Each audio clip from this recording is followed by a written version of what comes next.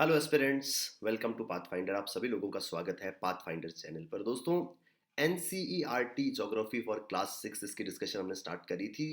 NCERT बहुत important component है when it comes to UPSC preparation. आपने बहुत सारे टॉपर्स इनके इंटरव्यूज देखे होंगे। आपको जब भी आप यूपीएससी प्रिपरेशन की बात करते हैं, सबसे पहली चीज़ जो आपको पढ़ने को कही जाती है वो एनसीईआरटीज है। लेकिन एनसीईआरटीज पढ़ना जो है वो काफ़ी ज़्यादा एक टीडियस टास्क हो जाता है स्टूडेंट के लिए, क्योंकि 6 to 12 एनसीईआरटीज कही जाती है। और ये वो सेट ऑफ बुक्स है वो जो हम over the period of 7 years cover करते हैं। नॉर्मली जो 6, 7, 8, 9 तो 6 क्लास में पढ़ेंगे, फिर 7th में, फिर 8th में। तो वो बुक्स जो नॉर्मली एक स्टूडेंट जो है वो 7 साल में कवर करता है, हमें उसे 2 या 3 महीने में कवर करना रहता है।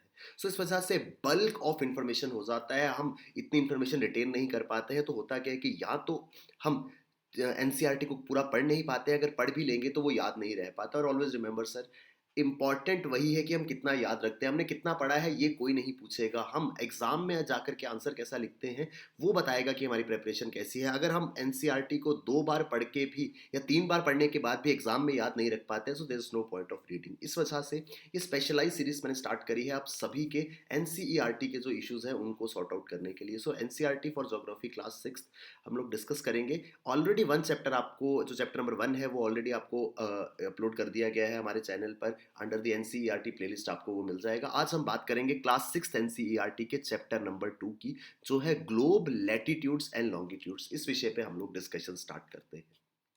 दोस्तों, मेरा नाम शुभम सरदालिया है। यूपीएससी प्रिपरेशन में मैं आपका एजुकेटर हूँ, मेंटोर हूँ। अलग अलग सब्जेक्ट्स को हम टेकअप करेंगे। आप देश के टॉप एजुकेटर्स की गाइडेंस में, देश के बेस्ट एजुकेटर्स की गाइडेंस में अपनी तैयारी कर सकते हैं ओनली एट अन अकेडमी। आपकी प्रिपरेशन को बेहतर बनाने के लिए, खासकर आने वाले 2023 के यूपीएससी प्रीलिम्स को टारगेट करते हुए, हमने रफ्तार बैच स्टार्ट किया है। ऐसा बैच जो अगले 6 महीने में आपकी यूपीएससी प्रीलिम्स की तैयारी को बहुत स्ट्रांग बनाएगा, under the guidance of top educators of the country. So ये बैच जो है 1 दिसंबर से स्टार्ट हो चुका है।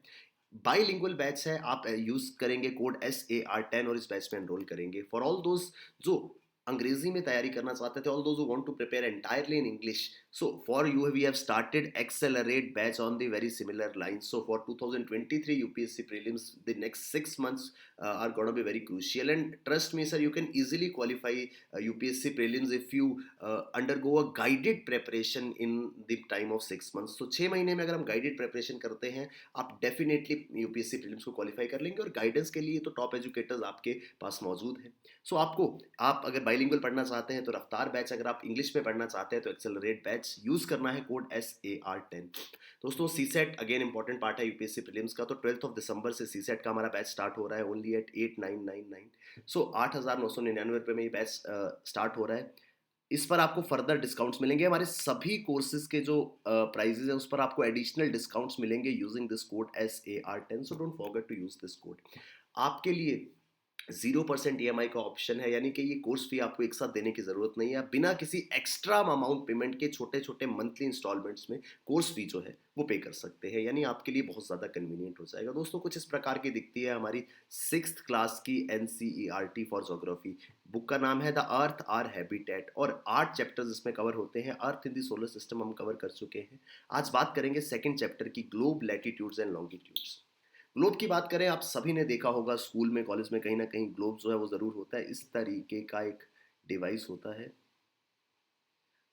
जो कि अर्थ का मॉडल कहलाता है। अर्थ का एक मॉडल पेश करता है, इसे हम ग्लोब कहते हैं। इस ग्लोब के बीचों बीच एक नीडल जो है वो फिक्स की जाती है, जिस वजह से ग्लोब इस शेप में जो है वो खड़ा होता है। ये नीडल जो है वो टिल्टेड मैनर में है, जिसे हम अर्थ की एक्सिस कहते हैं। सो व्हाट इज दैट, वो मैं आपको समझाने की कोशिश करूंगा। हमने लास्ट चैप्टर में पढ़ा था, इफ़ यू रिमेंबर, हमने अर्थ के बेसिक चीज़ों के बारे में पढ़ा था। अब हम और ज़्यादा चीज़ों को डिस्कस करेंगे। अर्थ के ऊपर कुछ एरियाज है जैसे नॉर्थ और साउथ, ये अर्थ के पोल्स कहलाते हैं।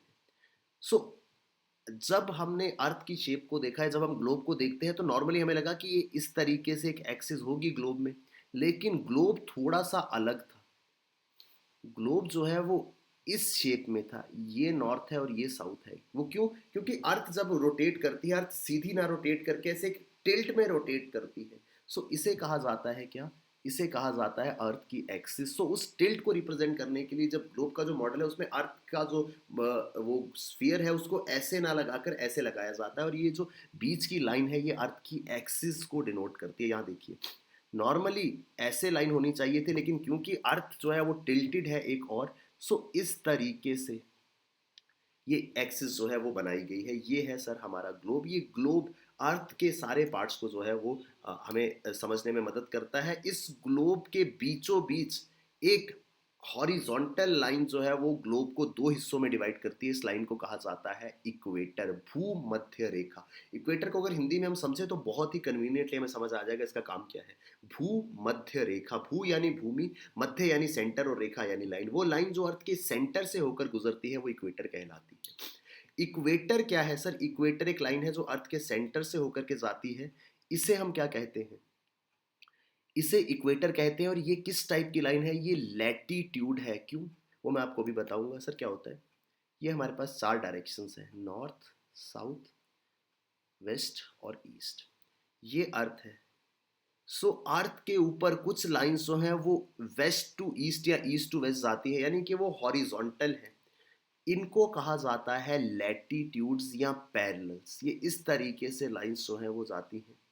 दोस्तों अगर आपको कंफ्यूजन रहता है, बहुत सारे स्टूडेंट्स ऐसे हैं जो कंफ्यूज हो जाते हैं कि सर लैटिट्यूड्स कौन सी हैं, लॉन्गिट्यूड्स कौन सी है। आप ऐसा समझ लीजिए कि जो लाइंस अर्थ के ऊपर लेटी हुई हैं, एक होता है खड़े होना सीधा और एक होता है लेटना, लेटते हैं वैसे है ना हॉरिजॉन्टली। सो जो लाइंस लेटी हुई हैं वो लैटिट्यूड्स, ऐसे आप इसको याद रख सकते हैं। सेंटर में है इक्वेटर। इक्वेटर के आसपास बहुत सारी लैटिट्यूड्स हैं, इन्हें हम डिग्रीज के हिसाब से मेजर करते हैं। इक्वेटर जो है वो 0 डिग्री है। इक्वेटर के ऊपर का जो इलाका है एज पर डायरेक्शन, वो ऊपर की ओर नॉर्थ डायरेक्शन है, we call it northern hemisphere. और इक्वेटर के नीचे का जो इलाका है we call it as southern hemisphere. So हर एक लैटिट्यूड जो है वो एक दूसरे से इक्वल डिस्टेंस पे है और इनको डिग्रीज में मेजर किया जाता है। ये लैटिट्यूड्स पैरेलल्स भी कहलाती है क्योंकि पैरेलल लाइंस की प्रॉपर्टी वो इंटरसेक्ट नहीं करती है। सो ये इक्वेटर था। इक्वेटर से कुछ दूरी पर 20 डिग्री नॉर्थ में लैटिट्यूड है, 40 डिग्री नॉर्थ, 60 डिग्री, 80 डिग्री और लास्ट हमारे पास आती है 90 डिग्री, जिसे हम नॉर्थ पोल कहते हैं। साइमल्टेनियसली इक्वेटर के निचले इलाके में भी ऐसे 20 डिग्री, 40 डिग्री, 60 डिग्री, 80 डिग्री और बिल्कुल एंड पे जाकर 90 डिग्री साउथ होगा, जो हमारा साउथ पोल बन जाएगा। सो अर्थ के ऊपर इस तरीके से हमने इमेजिनरी एरियाज जो है वो बनाए हुए हैं। एक बार दोबारा देखते हैं। ये आ गया हमारा इक्वेटर, ये 0 डिग्री है, ना ये नॉर्थ है ना ये साउथ है क्योंकि ये सेंटर है।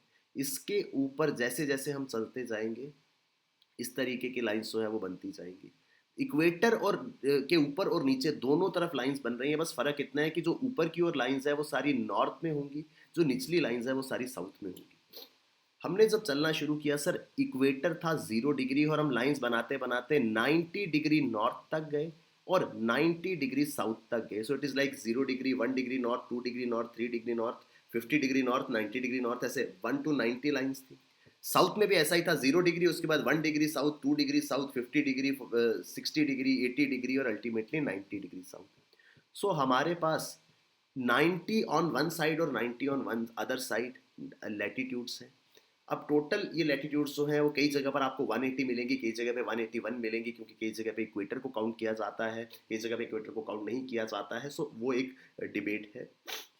ये लाइंस की प्रॉपर्टी क्या है सर? ये आपस में कहीं भी इंटरसेक्ट नहीं करती हैं। ये लाइन अलग है, ये अलग है, इस वजह से इन्हें पैरेलल्स कहा जाता है। सो लैटिट्यूड्स और पैरेलल्स जो टर्म्स है वो इंटरचेंजेबली यूज की जाती हैं। इक्वेटर से शुरू होकर के दोनों तरफ नॉर्थ और साउथ में पोल्स तक ये लाइंस आएंगी, ये लैटिट्यूड कहलाती है।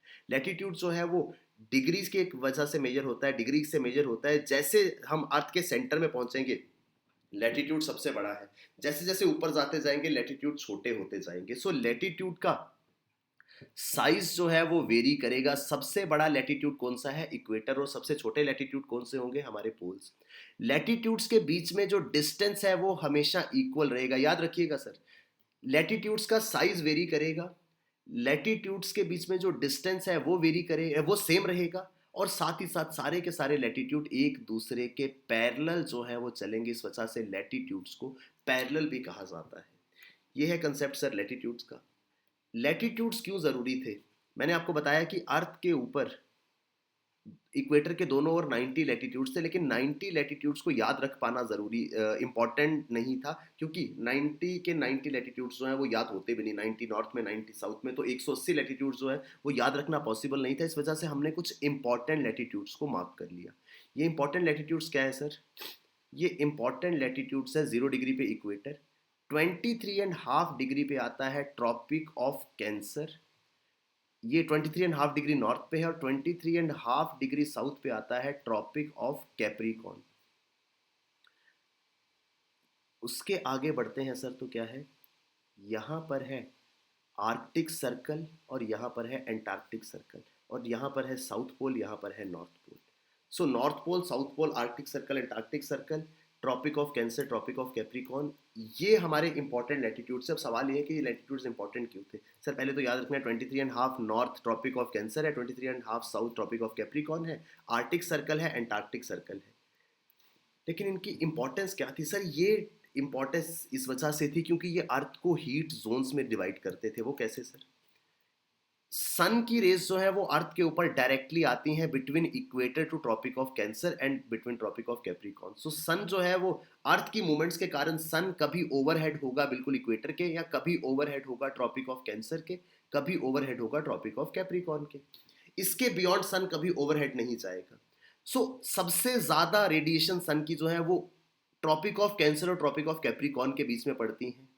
इसे कहा जाता है टॉरिड जोन। टॉरिड यानी एक्सट्रीमली हॉट। सबसे ज्यादा गर्म इलाके जो है वो यहाँ पर पाए जाते हैं, ये हमारा टॉरिड जोन है। टॉरिड जोन कहाँ है? ट्रॉपिक ऑफ कैंसर और ट्रॉपिक ऑफ कैप्रिकॉर्न के बीच में।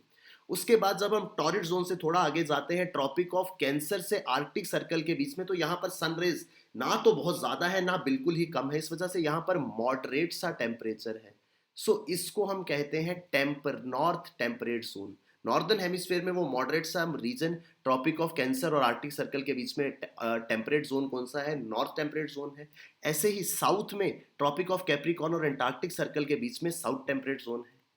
और लास्ट में फ्रिजिड जोन है। यहाँ पर अर्थ सन की जो हीट है वो स्लांटिंग आती है और बहुत कम हीट यहाँ तक पहुँच पाती है, जिस वजह से ये रीजन जो है ये हमेशा फ्रीज रहता है। फ्रिजिड यानी कि जमा हुआ, यहाँ पे बर्फ रहती है। इसे फ्रिजिड जोन कहते हैं। अब ये लैटिट्यूड जो है वो अर्थ को अलग अलग जोन्स में डिवाइड कर रहा था, जो किस पर बेस्ड थे? हीट के ऊपर। जहां पर सबसे ज्यादा हीट वो टॉरिड जोन, जहां पे कंपैरेटिवली कम हीट वो नॉर्थ, वो टेम्परेट जोन, एक तरफ नॉर्थ टेम्परेट जोन, एक तरफ साउथ टेम्परेट जोन। जहां पर बिल्कुल कम हीट वो फ्रिजिड जोन, यहाँ पर बर्फ जमी रहती है, इस वजह से नॉर्थ पोल और साउथ पोल हमेशा जमे हुए इलाके रहते हैं। We call them as ice caps. Latitude जो है वो हमारी अर्थ के ऊपर अलग अलग जोन्स डिसाइड करते हैं, इस वजह से ये जो लैटिट्यूड्स है वो इंपॉर्टेंट है। 0 degree 23.5 north and south, 66.5 north and south, और north pole south pole. Equator tropic of cancer 23.5 north, tropic of capricorn 23.5 south, arctic circle 66.5 north, antarctic circle 66.5 south, north pole 90 degree north, south pole 90 degree south. ये काम है sir latitudes का। अब आगे बढ़ते हैं longitudes की ओर। जिस तरीके से हॉरिजॉन्टल लाइंस जो हैं, जो वेस्ट टू ईस्ट या ईस्ट टू वेस्ट आ रही थी, वो लैटिट्यूड्स कहलाती थी। इस तरीके से वर्टिकल लाइंस भी थी जो नॉर्थ से साउथ आ रही थी, इन्हें कहा जाता है लॉन्गिट्यूड्स। ये लेंथ में लंबी हैं, लॉन्ग है, इनको हम लॉन्गिट्यूड्स के नाम से याद रखेंगे। यहाँ पर क्या होगा सर? अगेन लॉन्गिट्यूड्स भी जो है वो डिग्रीज में मेजर होगा। लॉन्गिट्यूड्स कैसे होते हैं सर? लॉन्गिट्यूड्स इस तरीके के हैं, यहाँ से शुरू होते हैं। अर्थ के ऊपर वर्टिकल लाइंस जो है वो लॉन्गिट्यूड कहलाती हैं। ये नॉर्थ और साउथ में ट्रेवल करती हैं, नॉर्थ से साउथ, साउथ से नॉर्थ, ऐसे ट्रेवल करेंगी। अब यहाँ पर कुछ चीजें अलग हैं। सभी लॉन्गिट्यूड्स की लेंथ इक्वल होगी। वहां पर क्या था? लैटिट्यूड्स, जैसे जैसे हम पोल के पास जाएंगे लैटिट्यूड छोटे होते जाएंगे, और जैसे जैसे हम इक्वेटर के पास आएंगे या इक्वेटर तक पहुंचेंगे तो हमारे लैटिट्यूड जो है वो लैटिट्यूड जो है वो सबसे लंबे हो रहे थे। लेकिन लॉन्गिट्यूड में ऐसा नहीं था। लॉन्गिट्यूड जो है वो सारे इक्वल लेंथ के जो है वो मौजूद थे। वो कैसे मौजूद थे? That I tell you. Longitudes के अंदर क्या था सर? इक्वल लेंथ थी। ये एक दूसरे के साथ इंटरसेक्ट कर रहे थे। मैं आपको एग्जांपल की मदद से समझाने की कोशिश करूंगा। ये हमारी अर्थ है सर, ये है। अगर हम अर्थ का टॉप व्यू लें तो अर्थ में लैटिट्यूड्स कुछ इस तरीके से दिखते थे। ये नॉर्थ पोल है, ये आगे चलते हैं, ये हो सकता है इक्वेटर हो। लेकिन जब हम टॉप व्यू से लॉन्गिट्यूड्स को देखते हैं ना, लॉन्गिट्यूड्स ऐसे दिखते हैं हमको।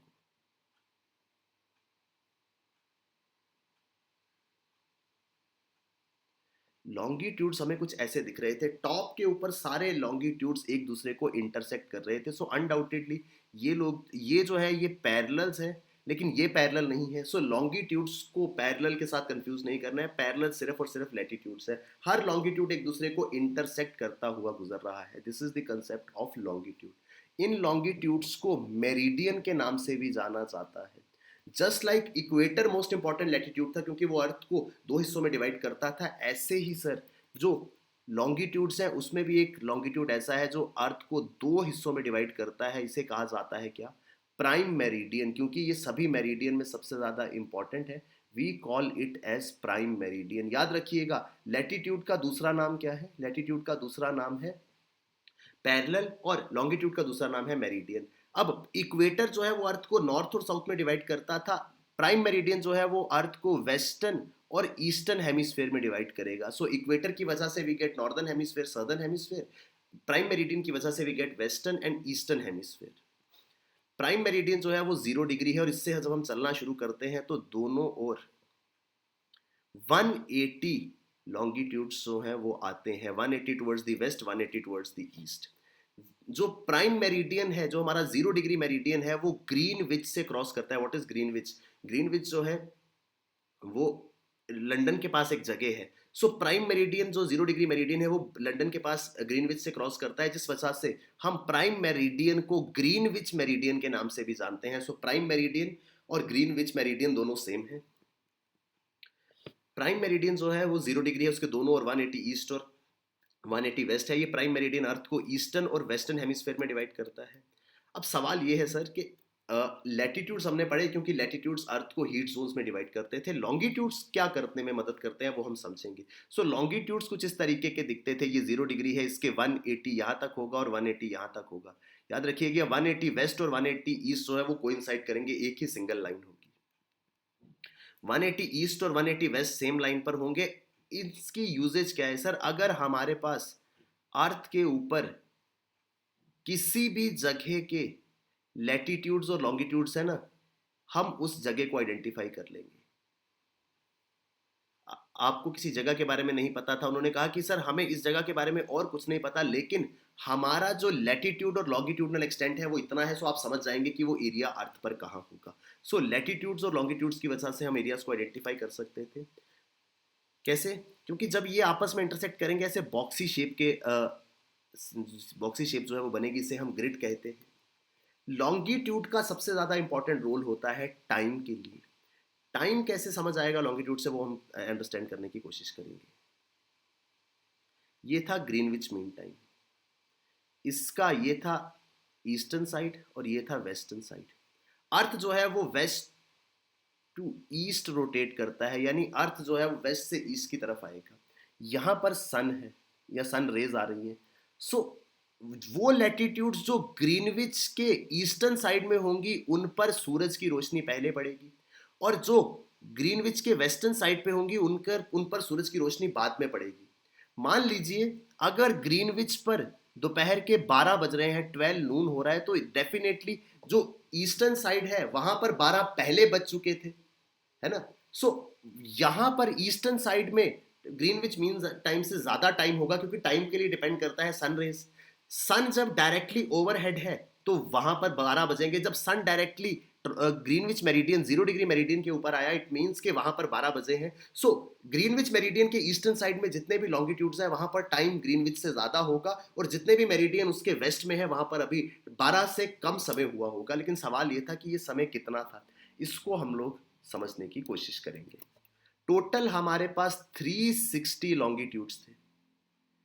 एक लॉन्गिट्यूड पे सूरज 12 बजे आया, बिल्कुल ओवरहेड। अब अगली बार सूरज 12 ओवरहेड कब आएगा? अगले दिन 12 बजे, यानी आफ्टर 24 आवर्स।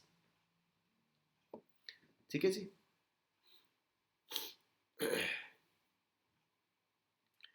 24 आवर्स यानी 24 घंटों को अगर मिनट में कवर करें, 24 इंटू 60 कितना हो गया? 1440। सो 360 लॉन्गिट्यूड्स को कवर करने में सूरज की रोशनी को 1440 मिनट लगते थे, यानी पूरा एक दिन लगता था। सो 1 डिग्री को कवर करने में कितना समय लगेगा?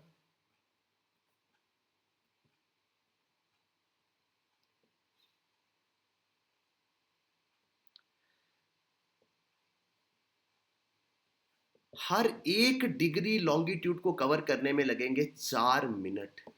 सो क्या होता है सर, जब सन डायरेक्टली 0 डिग्री के ऊपर होगा, यहां पर 12 बजे होंगे, तो जो 1 डिग्री ईस्ट है ना, वहां पर टाइम होगा 12 बज के 4 मिनट, क्योंकि ईस्ट है तो वो टाइम में आगे होगा। जो 2 डिग्री मेरिडियन होगा ना, उसके ऊपर 12 बज के 8 मिनट होंगे। जो 3 डिग्री मेरिडियन होगा वहां पर होंगे 12 बज के 12 मिनट। लेकिन ये कौन सी, ईस्टर्न साइड में, वेस्टर्न साइड में ऑपोजिट हो जाएगा, वेस्टर्न साइड पीछे है। अगर यहाँ 12 बजे हैं तो जो 1 डिग्री वेस्ट है वहां पर 11 बज के 56 मिनट होंगे। जो 2 डिग्री वेस्ट है वहां पे 11 बज के 52 मिनट होंगे। यानी कि हर एक डिग्री लॉन्गिट्यूड के साथ टाइम में 4 मिनट का फर्क आ रहा था। जो ईस्टर्न लॉन्गिट्यूड्स है वो ग्रीनविच से 4-4 मिनट आगे होंगे, जो वेस्टर्न लॉन्गिट्यूड्स है वो ग्रीनविच से 4-4 मिनट पीछे होंगे। इस वजह से दुनिया के अलग अलग हिस्से में अलग अलग टाइम जो है वो देखने को मिलता है। अर्थ 360 डिग्री रोटेट करती थी 24 घंटों में, सो 1 डिग्री जो है वो 4 मिनट में रोटेट कर रही थी, वो हमने समझा। जिस वजह से हर एक लॉन्गिट्यूड से, 1 डिग्री लॉन्गिट्यूड से टाइम में 4 मिनट का फर्क आता था। हमने पूरी दुनिया के लिए एक स्टैंडर्ड टाइम जो है वो एक स्टैंडर्ड मेरिडियन रखा कि जो रेफरेंस पॉइंट होगा, सो वो था हमारा प्राइम मेरिडियन। हम टाइम कैसे कवर करते थे, हम देखते थे कि जब प्राइम मेरिडियन के बिल्कुल ऊपर सूरज आ गया तो वहां पर बच गए 12 बज के 4 मिनट, सॉरी 12 बज के पूरे, जब प्राइम मेरिडियन के ऊपर सूरज आ गया तो वहां पर पूरे 12 बज गए। इस पूरे 12, जब यहाँ पर पूरे 12 है, सो अगर कोई भी लॉन्गिट्यूड उसके ईस्टर्न साइड पे है तो हम देखेंगे कि वो कितना लॉन्गिट्यूड है। मान लीजिए वो 10 डिग्री ईस्ट है, 1 डिग्री से 4 मिनट का फर्क, यानी 10 डिग्री पे 40 मिनट का, तो वहां पर टाइम होगा 12 बज के 40 मिनट, अगर वो ईस्टर्न साइड में है। अगर कोई लॉन्गिट्यूड 10 डिग्री वेस्ट में है तो 1 डिग्री से 4 मिनट का फर्क 10 डिग्री और वेस्ट, यानी टाइम कम होगा। सो 12 बजे से 40 मिनट कम, यानी 11 बज के 20 AM हुए होंगे। सो इस तरीके से टाइम जो है वो डिसाइड होता था। हर देश के लिए एक स्टैंडर्ड टाइम जो है वो लिया जाता था। किसी भी देश का स्टैंडर्ड टाइम जो है वो उसका लॉन्गिट्यूडनल एक्सटेंट होगा। अब इंडिया का लॉन्गिट्यूडनल एक्सटेंट में अगर आपको बताऊं, इंडिया का लॉन्गिट्यूडनल एक्सटेंट है 68 डिग्री और 97 डिग्री। इंडिया स्टार्ट होता है 68 डिग्री ईस्ट से 97 डिग्री ईस्ट तक जाता है, यानी कि रफली 30 डिग्री का लॉन्गिट्यूडनल डिफरेंस था।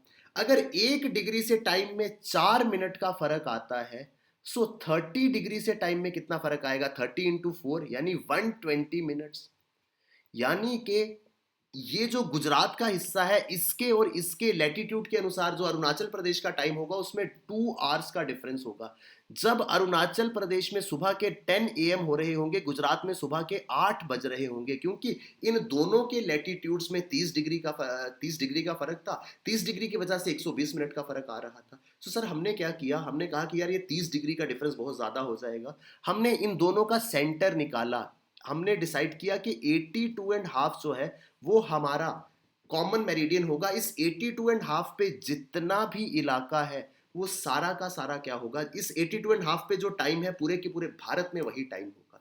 सो इंडिया का स्टैंडर्ड टाइम निकालने के लिए हमने 82.5 को स्टैंडर्ड मेरिडियन मान लिया। अब उससे कैसे समझ आएगा, 82.5 डिग्री, 82.5 को मल्टीप्लाई कीजिए 4 के साथ में, आपके पास आता है सर 330 मिनट्स।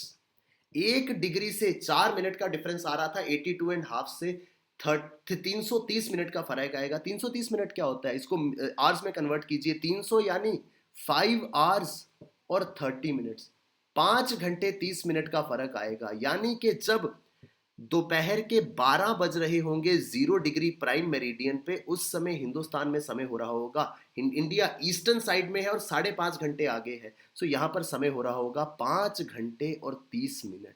सो इस तरीके से लॉन्गिट्यूड जो है वो हमें टाइम का कंसेप्ट समझने में मदद करते थे।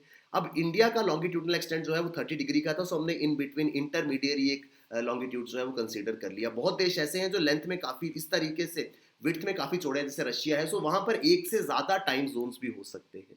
इंडिया के लिए हम 82.5 डिग्री को मानते हैं हमारा स्टैंडर्ड लैटिट्यूड, जिस वजह से हम टाइम को समझ पाते हैं। सो दोस्तों ये कंसेप्ट था ग्लोब का, उस पर लैटिट्यूड जो हीट जोन्स डिसाइड करते थे और लॉन्गिट्यूड जो टाइम जोन डिसाइड करते थे या टाइम डिसाइड करते थे। ये है हमारा चैप्टर नंबर 2 जिसका नाम था globe latitudes and longitudes. I hope आप विस्तार से ये पूरा का पूरा आर्टिकल समझ पाए होंगे। दोस्तों इस तरीके के इंपॉर्टेंट आर्टिकल्स के लिए आपको हमारे साथ बने रहना है। हम एनसीईआरटी को चैप्टर वाइज डिस्कस करेंगे for the subject geography. 6th onwards हर एक क्लास के हर एक चैप्टर को हम डिस्कस करते जाएंगे और आपको ज्योग्राफी सब्जेक्ट में बहुत ज़्यादा हेल्प मिलेगी। Thank you very much, all the best, keep working hard, bye bye, take care, जय हिंद।